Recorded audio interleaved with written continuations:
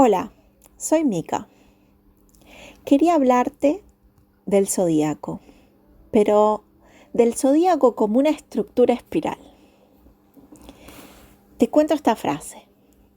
La forma en la que la espiral del sistema solar se comunica con el código genético en cada núcleo celular es a través de la resonancia. Esto lo dice Mann, A.T. Mann. Me encanta esta frase.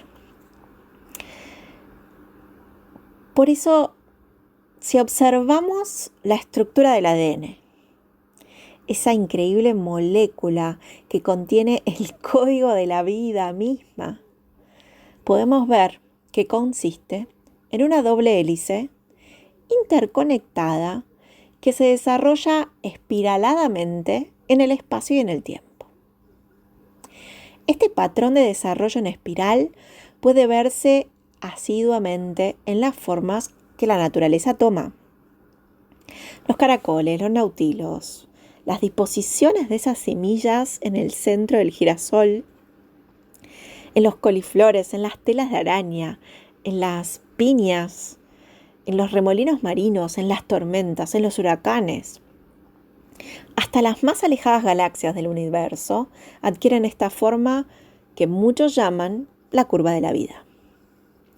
A su vez también se observa que la inteligencia en la naturaleza va haciendo que esto se complejice cada vez más, generando una holoarquía, ¿no? Una jerarquía de holones, donde los más complejos abrazan a los más básicos y los más básicos son parte constitutiva de los complejos, como es el caso de quarks, átomos, moléculas, células. Esto sugiere que existe un patrón evolutivo, que consiste en el desarrollo circular espiral cada vez más amplio e integrador. El mismísimo zodíaco tiene esta matriz, aunque casi siempre lo vemos dibujado en un papel o lo pensamos bidimensionalmente. Pero desde esta perspectiva, decimos que comienza en Aries, el primer signo del zodíaco, el punto vernal, ¿no? Y a su vez termina en Piscis, ¿no? El punto final de la disolución. Y ahí vuelve a comenzar en Aries, como si se tratara de una repetición constante, ¿no? De esta energía. Pero la verdad es que la lógica del zodíaco no es lineal, sino mandálica, y se desarrolla en diferentes niveles, es decir, tridimensionalmente. Así puede que Piscis sea antes que Aries y no después, o que haya un Aries mucho más evolucionado e integrado que un Piscis bien básico. Podemos pensarlo como un cilindro, donde la energía va ascendiendo espiraladamente. Esta ascensión circular se da tanto en el zodíaco en sí, como estas fases consecutivas, Aries, Tauro, Géminis, Cáncer, etcétera, etcétera, ¿no? Como dentro de cada cualidad zodiacal particular. De esta manera hay Aries básicos o más integrados dentro de la misma cualidad ariana. Todos más elementales o más evolucionados dentro de la espiral taurina, y así, etcétera. Por ejemplo, la cualidad ligada a Aries de creación, agresividad, deseo, puede encarnarse en el nivel instintivo de la figura del bullying del barrio, ¿no? Y seguir subiendo por esta espiral ariana hasta la figura de un emprendedor y llegando al arquetipo superior con la energía de Dios creador de mundos. Los tres ejemplos son Aries, pero más o menos integrados o evolucionados según el caso. Podríamos decir que el primer nivel es el nivel más primario, instintivo y narcisista en términos psicológicos de la energía.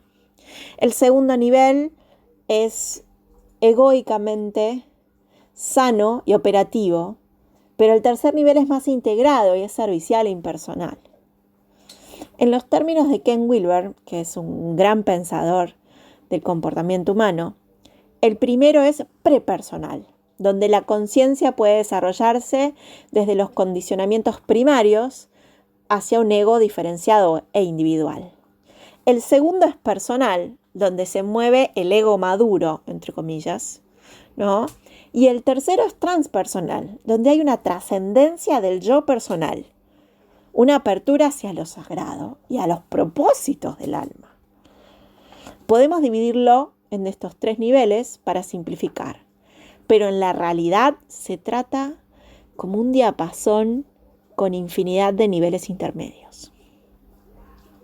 Estudiar astrología nos hace ver que es un error pensar que hay un signo mejor que otro, que tales son así o que tales son solo así, ¿no? No tienen otras posibilidades, ¿no? Por ejemplo, o que no existen adaptaciones personales de esa energía, de estas manchas energéticas.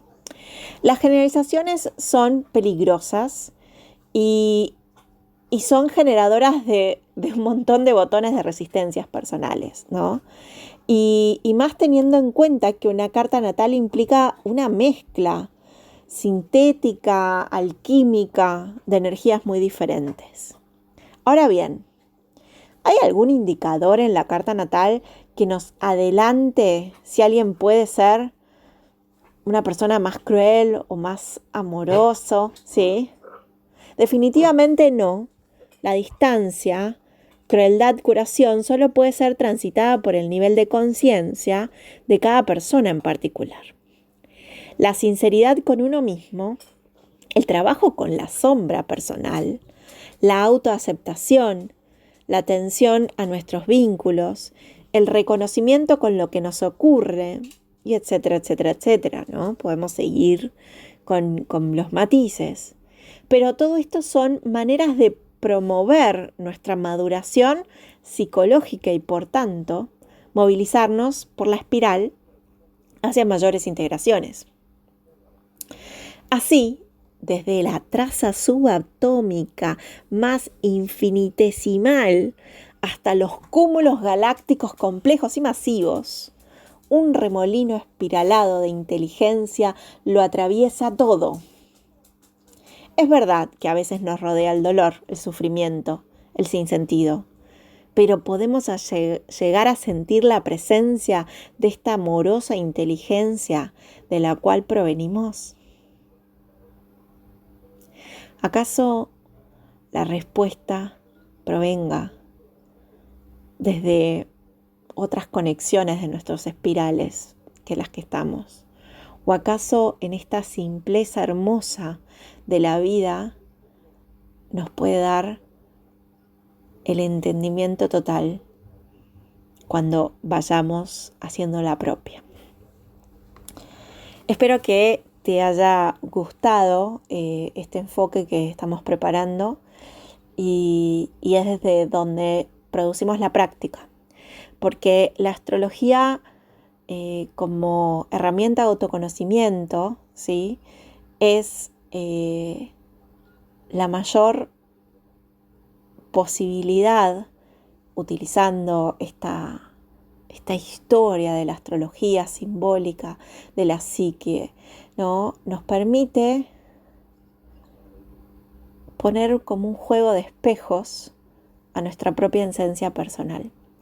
Y a través de eso, hacernos estas maravillosas preguntas para la toma de conciencia.